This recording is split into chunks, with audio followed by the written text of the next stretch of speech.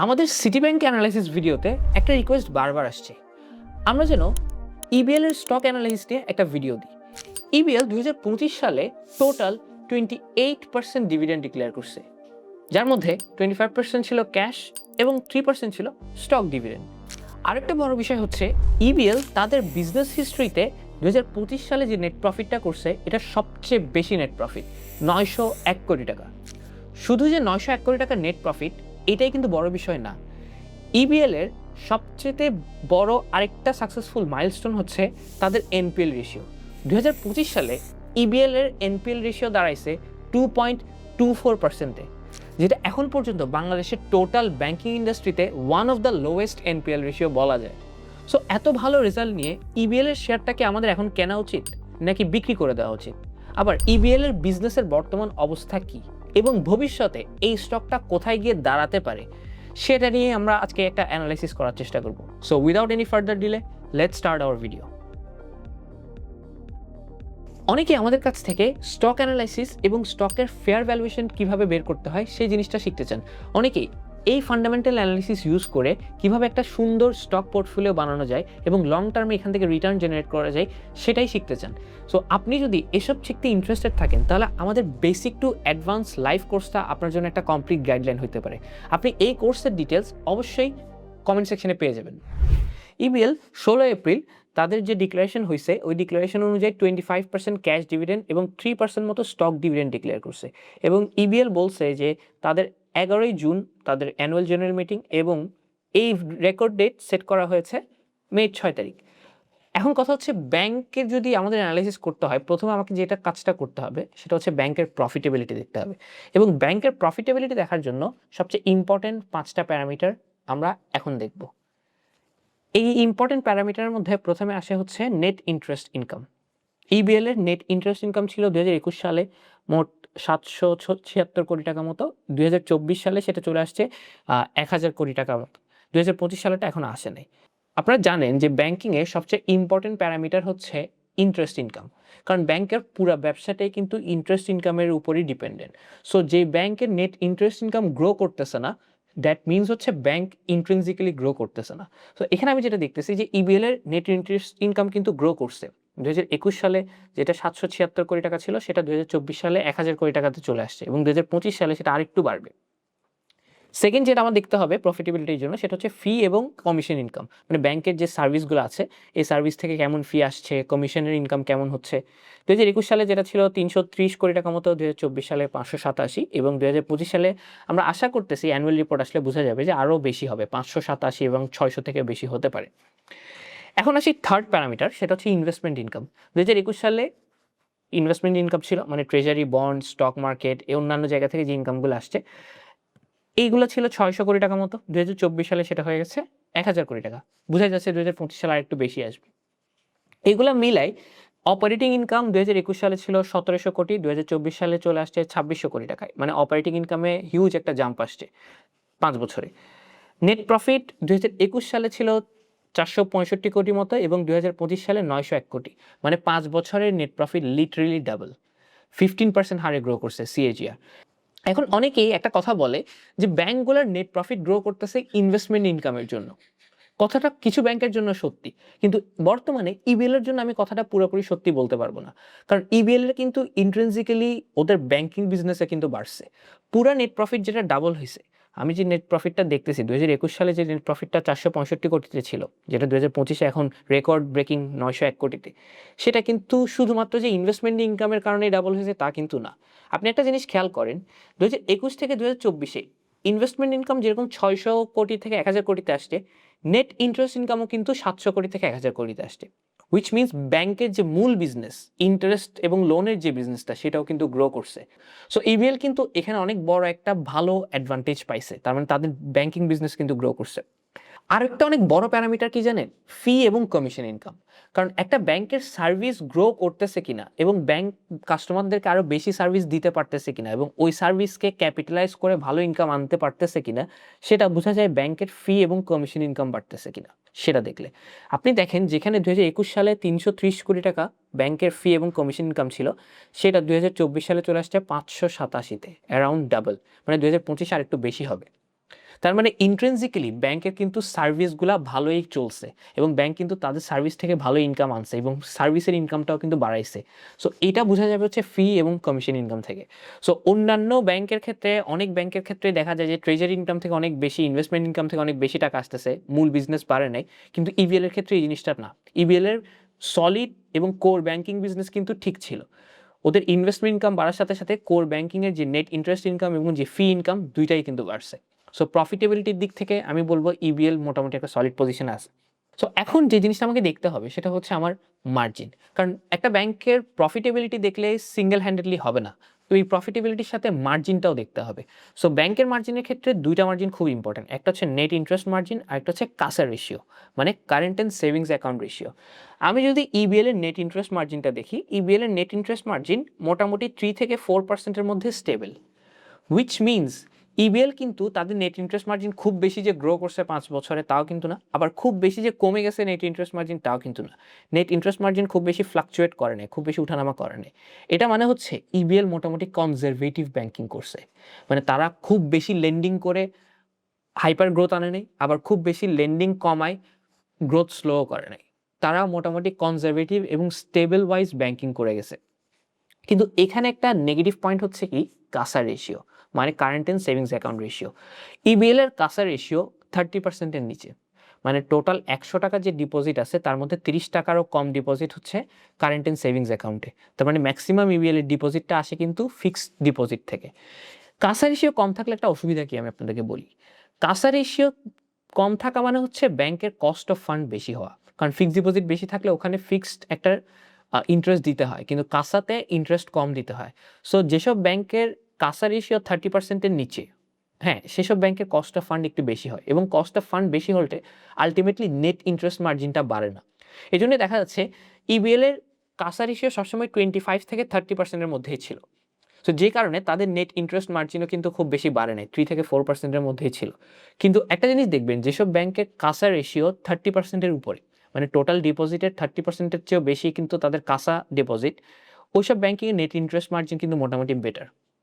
So এই দিক থেকে আমি বলবো ইবিএল এর জন্য একটা নেগেটিভ পয়েন্ট, তাদের উচিত কাসা রেশিওটাকে আরেকটু বাড়ানো, অ্যাটলিস্ট 30 থেকে 50-এর মধ্যে নেওয়া। সো এটা হচ্ছে মোটামুটি ইবিএল এর মার্জিনটা গেল। এখন একটা ইম্পর্টেন্ট বিষয় আমরা দেখবো, সেটা হচ্ছে ইবিএল যে কনজারভেটিভ ব্যাংকিং করে, হ্যাঁ, এটা নিয়ে তাদের ম্যানেজমেন্ট কি বলে। হ্যাঁ, তাদের ম্যানেজমেন্ট তাদের ক্রেডিট কোয়ালিটি, লিকুইডিটি এবং সলভেন্সি নিয়ে একটা কথা বলছে, সেটা হচ্ছে তাদের 75% লোন কিন্তু কর্পোরেট ব্যাংকিংয়ে, মানে তাদের পুরো লোন বুকটাই কিন্তু কনসেন্ট্রেটেড ইনটু বিজনেস লোনস, মানে তারা রিটেল এবং এসএমই লোন খুবই কম দেয়। টোটাল 100 টাকা লোনের মধ্যে 75 টাকা লোনই কর্পোরেট ব্যাংকিং এবং বিজনেস, বড় বড় ইন্ডাস্ট্রিগুলোকে লোন দেয়া। এটা একদিক থেকে ভালো, একদিক থেকে খারাপ। খারাপ কেন আমি আপনাকে বলি, কারণ আপনার টোটাল লোন বুকের 75%ই যদি কনজারভেটিভ থাকে এবং কনসেন্ট্রেটেড থাকে ইন্ডাস্ট্রি লোনের মধ্যে, তাহলে ইন্ডাস্ট্রিগুলো যদি লোন ডিফল্ট করে অথবা বড় বড় কর্পোরেট হাউসগুলো যদি লোন ডিফল্ট করে, তাহলে আপনার এনপিএল রেশিও বেড়ে যাওয়ার চান্সেস অনেক বেশি। কিন্তু এই দিক থেকে ইবিএল এর অনেক বড় একটা কম্পিটিটিভ অ্যাডভান্টেজ আছে, কি আমি আপনাকে দেখাই। দেখেন, 75% লোন কর্পোরেট ব্যাংকিংয়ে থাকার পরেও কিন্তু ইবিএল এর এনপিএল রেশিও বিগত 10 থেকে 12 বছর ধরে 3%-এর নিচেই আছে। তার মানে বুঝতে হবে যে ইবিএল কনজারভেটিভ ব্যাংকিং করতেছে ঠিক, কিন্তু তাদের লোন ডিফল্ট বেশি হচ্ছে না, হুইচ মিনস ইবিএল যে লোনগুলো দিচ্ছে এগুলো খুবই সিলেক্টেড কর্পোরেট হাউসকে দিচ্ছে এবং তারা তাদের লেন্ডিং নিয়ে, ইবিএল এর ম্যানেজমেন্ট তাদের লেন্ডিং নিয়ে অনেক বেশি স্ট্রিক্ট। এখান থেকে একটা গাইডেন্স বোঝা যায়, সেটা হচ্ছে ইবিএল এর ম্যানেজমেন্ট মোটামুটি লোন নিয়ে যে স্ট্রিক্ট, সেটা তারা যে কোনো কর্পোরেট হাউসকে লোন দিচ্ছে না। কারণ তারা যদি ইচ্ছা মতো যে কোনো কর্পোরেট হাউসকে লোন দিত, তাহলে তাদের এনপিএল রেশিও কিন্তু বিগত 10 বছর অনেক বেড়ে যেত। কিন্তু তারা খুবই সিলেক্টেড ব্যাংকিং করতেছে এবং খুবই কনজারভেটিভলি লোন পোর্টফোলিওটাকে হ্যান্ডেল করতেছে। সো ডিসপাইট 75% কনসেন্ট্রেটেড লোনস, তারা কিন্তু খুব বেশি ডিফল্ট করে না। This is a very very big point. এটা বর্তমানে ব্যাংকিং ইন্ডাস্ট্রির জন্য কিন্তু হিউজ একটা কম্পিটিটিভ অ্যাডভান্টেজ, বিশেষ করে ইবিএল এর মতো ব্যাংকদের জন্য। এখন যদি আমি একটু যাই যে তাদের নন পারফর্মিং লোনটা যদি আমি ইন্ডাস্ট্রির সাথে তুলনা করি এবং তাদের কনজারভেটিভ ব্যাংকিংটা যে তাদের জন্য একটা কম্পিটিটিভ অ্যাডভান্টেজ, সেটা একটু প্রমাণ করার চেষ্টা করি, সেটা আমি বুঝতে পারবো ইবিএল এর এনপিএল রেশিও বর্তমানে বাংলাদেশের ব্যাংকিং ইন্ডাস্ট্রি এনপিএল রেশিওর সাথে তুলনা করলে। আপনি একটা জিনিস দেখেন যে 2021 সালে ইবিএল এর এনপিএল রেশিও ছিল অ্যারাউন্ড 4%-এর একটু সামান্য নিচে। ওকে, সেখানে বাংলাদেশের ব্যাংকিং ইন্ডাস্ট্রির এনপিএল রেশিও ছিল অ্যারাউন্ড 10%-এর কাছাকাছি। ওকে ফাইন, এখানে একটা গ্যাপ আছে, তার মানে ইবিএল থেকেও ইন্ডাস্ট্রির ব্যাংকিং এনপিএল অনেক বেশি ছিল। 2022-এ বাংলাদেশেরটা ব্যাংকিং ইন্ডাস্ট্রিটা একটু বাড়ছে, ওভারঅল ইন্ডাস্ট্রিটা একটু বাড়ছে, 2022-এ ইবিএলটা কমছে। এবং ফাস্ট ফরওয়ার্ড টু 2025, এখানে একটা হিউজ গ্যাপ আসছে। দেখেন, বাংলাদেশের বর্তমানে ব্যাংকিং ইন্ডাস্ট্রির এনপিএল রেশিও 30%-এর উপরে। মানে আপনি বুঝতেছেন, টোটাল 100 টাকার লোনের মধ্যে বর্তমানে ব্যাংকিং ইন্ডাস্ট্রিতে 32 টাকা 30 টাকার লোনই ডিফল্ট করা। কিন্তু ইবিএল তাদের এনপিএল রেশিও এখন নামায় আনছে 2.25%-এ। তার মানে দেখেন, ব্যাংকিং ইন্ডাস্ট্রি ওভারঅল খারাপ হয়ে গেলেও ইবিএল তাদের যে লোন পোর্টফোলিও এবং তাদের যে ম্যানেজমেন্ট খুবই খুবই স্ট্রিক্টলি মেনটেন করছে। এই জন্য আমি বলতেছিলাম যে কনজারভেটিভ ব্যাংকিং একদিক থেকে খারাপ হলেও সেটাতে কনসেন্ট্রেটেড লোন থাকলেও আপনার ম্যানেজমেন্ট যদি সেটা স্ট্রিক্টলি কন্ট্রোল করতে পারে, তাহলে কিন্তু আপনি এটার অনেক বড় একটা সুফল পাবেন, যেটা ইবিএল পাচ্ছে। এখন ইন্ডাস্ট্রি ওভারঅল খারাপ হয়ে গেল, পুরো ব্যাংকিং ইন্ডাস্ট্রি খারাপ হয়ে গেল, ইবিএল এর মতো ব্যাংকগুলো কিন্তু এখনও থ্রাইভ করতেছে, সার্ভাইভ করতেছে এবং তারা তাদের কম্পিটিটিভ অ্যাডভান্টেজ কমপ্লিটলি ধরে রাখছে। অ্যান্ড এটা ব্যাংকিং প্যারামিটার অনুযায়ী one of the strongest point. এখন আমি যদি তাদের লোন এবং ডিপোজিটের দিকে তাকাই, ইবিএল এর টোটাল ডিপোজিট ছিল 26,000 কোটি টাকা, 2025 সালে সেটা চলে আসছে 55,000 কোটি টাকায়, মানে অ্যারাউন্ড ডাবল করে ফেলছে ডিপোজিট। ওকে, কথা হচ্ছে ডিপোজিটের সাথে তাদের লোনও ডাবল করছে কিনা। 2021 সালে তাদের লোন ছিল 26,000 কোটি টাকার মতো টোটাল লোন, এবং 2025 সালে সেটা চলে আসছে 47,000 কোটি টাকায়। সো লোনও মোটামুটি ডাবল না করলেও ডাবলের কাছাকাছি করছে। ওকে, সো একটা অনেক বড় বিষয় হচ্ছে যে লোন গ্রোথ এবং ডিপোজিট গ্রোথ, হ্যাঁ, এটাই কিন্তু ব্যাংকিংয়ের মোটামুটি মেইন ক্রাইটেরিয়া। কারণ আপনি দেখেন, ব্যাংক যদি ডিপোজিট গ্রো না করে তাহলে কিন্তু আলটিমেটলি ব্যাংক লোন গ্রো করতে পারবে না। এখন লোন যদি গ্রো না করে তাহলে ব্যাংক কিন্তু বিজনেস গ্রো করতে পারবে না। সো ব্যাংকের টোটাল বিজনেসের গ্রোথটা আসে কিন্তু এই ডিপোজিট গ্রোথ থেকে, এবং আলটিমেটলি ডিপোজিট গ্রোথ থেকে আসে লোন গ্রোথ, লোন গ্রোথ থেকে বিজনেস গ্রোথ। সবচেয়ে বড় বিষয় হচ্ছে লোন গ্রোথ আমি করলাম, যে কোনো একটা ব্যাংক লোন গ্রোথ করলো, কিন্তু এই লোন গ্রোথ করতে গিয়ে কি এনপিএল রেশিও খারাপ হয়ে যাচ্ছে কিনা, অথবা অ্যাসেটের কোয়ালিটি অথবা লোনের কোয়ালিটি ডিফল্ট হয়ে যাচ্ছে কিনা, সেটা দেখা এখানে মূল বিষয়, যেটা ইবিএল খুবই স্ট্রিক্টলি মেনটেন করছে। আমি আবারও বলতেছি, কনজারভেটিভ ব্যাংকিং ইবিএল এর জন্য একটা কম্পিটিটিভ অ্যাডভান্টেজ হয়ে দাঁড়াইছে। এখন আমি যদি একটু কম্প্যারিজন করি ইবিএল এর সাথে অন্যান্য ব্যাংকগুলোর, হ্যাঁ, এফিসিয়েন্সি থেকে, অ্যাসেট কোয়ালিটির দিক থেকে, সব দিক থেকে, তাহলে দেখি ইবিএল আসলে কোথায় দাঁড়ায়। ইবিএল এর পিয়ার যে ব্যাংকগুলো আছে ইন্ডাস্ট্রিতে, তাদের মধ্যে আমি যদি একটু দেখি, ইবিএল এর return on equity one of the highest, 19%। Okay, return on equity 19% থাকা মানে হচ্ছে কি ব্যাংক অনেক এফিসিয়েন্ট। সাধারণত আমরা বলি কোন একটা ব্যাংকের রিটার্ন অন ইকুইটি যদি 15%-এর উপর থাকে তাহলে বলতে হবে ওই ব্যাংকটা মোটামুটি এফিসিয়েন্ট। কিন্তু এফিসিয়েন্সির জন্য কি অ্যাসেট কোয়ালিটি খারাপ হয়ে গেছে কিনা ব্যাংকের, সেটা আমি বুঝতে পারবো রিটার্ন অন অ্যাসেটস থেকে। আপনি একটা জিনিস দেখেন, সাধারণত ব্যাংকিং অ্যানালাইসিসের ক্ষেত্রে যদি আপনি দেখেন যে কোনো ব্যাংকের রিটার্ন অন অ্যাসেটস 1%-এর উপরে, তাহলে বুঝতে হবে ওই ব্যাংকটার অ্যাসেট কোয়ালিটি খুবই ভালো, কারণ ওই অ্যাসেটটা তাকে খুব ভালো রিটার্ন দিচ্ছে। কিন্তু সাধারণত আপনি যদি দেখেন যে কোনো ব্যাংকের রিটার্ন অন অ্যাসেটস 1%-এর নিচে, তাহলে এটা একটা negative point. So return on equity 15%-এর উপর মেনটেন করার সাথে সাথে ইবিএল কিন্তু রিটার্ন অন অ্যাসেটসও 1%-এর উপর মেনটেন করছে। সো উইচ মিনস ইবিএল এফিসিয়েন্সির জন্য অ্যাসেট কোয়ালিটিকে স্যাক্রিফাইস করে নেয়, অ্যাসেট কোয়ালিটি ধরে রেখেই কিন্তু তারা ব্যাংকটাকে এফিসিয়েন্ট বানাইছে। এবং আরেকটা অনেক বড় প্যারামিটার কি জানেন, কস্ট টু ইনকাম রেশিও।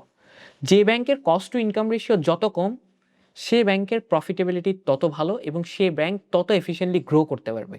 দেখেন, বাংলাদেশে মোটামুটি সবগুলো ভালো ব্যাংকেরই কস্ট টু ইনকাম রেশিও 50%-এর নিচে। সো কোনো একটা ব্যাংকের যদি কস্ট টু ইনকাম রেশিও 50%-এর নিচে হয়, তাহলে আমি বলতে পারি ওই ব্যাংকটা মোটামুটি এফিসিয়েন্টলি তাদের বিজনেস রান করতেছে, অপারেশন রান করতেছে। সো এখানে দেখা যাচ্ছে যে ব্যাংক এশিয়ার কস্ট টু ইনকাম রেশিও সবচেয়ে কম, 36%, কিন্তু রিটার্ন অন ইকুইটি আর রিটার্ন অন অ্যাসেটস খুব একটা ভালো না ইবিএল এর তুলনায়। আবার ইবিএল এর কস্ট ইনকাম রেশিও কিন্তু 50%-এর নিচে, ইবিএল এর cost income ratio 40%, which means total 100 টাকার অপারেটিং ইনকামের মধ্যে মাত্র 40 টাকা তাদের কস্টে যায়, বাকি 60 টাকাই অপারেটিং প্রফিটে কনভার্ট হয়। সো এটা একটা ভালো দিক। এখন কথা হচ্ছে ইবিএল এর ভ্যালুয়েশনটা আমরা একটু দেখি যে বর্তমানে ইবিএল অন্যান্য ব্যাংকগুলোর তুলনায় কোন পজিশনে আছে তাদের স্টকটা। একটা জিনিস দেখেন, ব্যাংকিং অ্যানালাইসিসের ক্ষেত্রে, ব্যাংকের স্টকের ক্ষেত্রে আমাকে যে দুইটা জিনিস দেখতে হবে বেসিক, সেটা হচ্ছে পি রেশিও এবং পিবি রেশিও, মানে প্রাইস টু আর্নিংস রেশিও, এবং সেকেন্ডটা হচ্ছে price to book value. P ratio অনুযায়ী বাংলাদেশের ব্যাংকিংয়ের ইন্ডাস্ট্রি এখন একটু অবস্থা খারাপ বলে বাংলাদেশের ব্যাংকিং ইন্ডাস্ট্রি এখন মোটামুটি আন্ডার ভ্যালুড পজিশনে আছে। সবগুলা ব্যাংক ভালো ভালো ব্যাংকগুলোকে আমরা আন্ডার ভ্যালুয়েশনে পাচ্ছি। সেই তুলনায় ইবিএল এর পি রেশিও হচ্ছে 5 to 6, হুইচ মিনস অন্যান্য ব্যাংকের তুলনায় ইবিএল কিন্তু মোটামুটি ফেয়ারলি ভ্যালুড। কেন ভ্যালুড আমি একটু পরেই বলতেছি আপনাকে।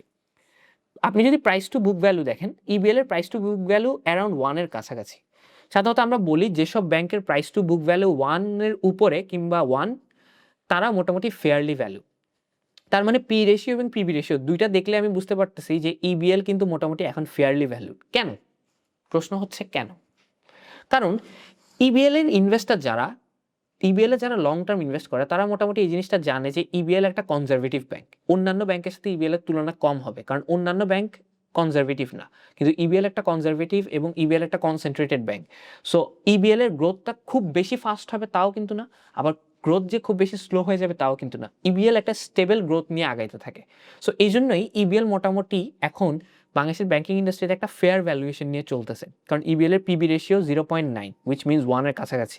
আমরা যদি 1.5 এর উপর যাই তাহলে বলি ওভারলি ভ্যালুড, আর 1 আশেপাশে থাকলে বলি ফেয়ারলি ভ্যালুড। সো অন্যান্য ব্যাংকগুলো যেমন bank Asia, city bank, Pubali bank, prime bank, তাদের প্রাইস টু বুক ভ্যালু যেখানে 0.9 এর অনেক নিচে, মানে 1 এর অনেক নিচে, সেখানে ইবিএল এটা 0.9 মানে 1 এর কাছাকাছি। সো এখানে মোটামুটি বলা যায় যে ইবিএল ফেয়ারলি ভ্যালুড। সো এখন পর্যন্ত আমরা যেটা দেখলাম সেটা হচ্ছে ইবিএল মোটামুটি তাদের ব্যাংকিং বিজনেস মোটামুটি স্টেবল আছে এবং ইবিএল একটা কনজারভেটিভ ব্যাংক। আগেও তারা কনজারভেটিভলি গ্রোথটা করছে এবং সামনেও কিন্তু তারা কনজারভেটিভলি গ্রোথটা করবে। সো যারা হাইপার গ্রোথ আশা করতেছেন, ইবিএল হয়তো হাইপার গ্রোথে যাবে না, আবার ইবিএল যে খুব স্লো হয়ে যাবে তাও কিন্তু না। ওকে, সো ব্যাংকিং ইন্ডাস্ট্রিতে মোটামুটি ইবিএলের একটা ভালো নাম আছে এবং বিগত কয়েক দশক ধরে ইবিএল কিন্তু বাংলাদেশে ভালোভাবে ব্যাংকিং বিজনেসটা পরিচালনা করতেছিল। এই ছিল আমাদের ইবিএল নিয়ে অ্যানালাইসিস। আপনি অন্য কোন কোম্পানির অ্যানালাইসিস চাচ্ছেন এবং কীরকম অ্যানালাইসিস চাচ্ছেন আমাদেরকে অবশ্যই কমেন্টে জানাবেন। দেখা হবে আপনার সাথে নেক্সট ভিডিওতে।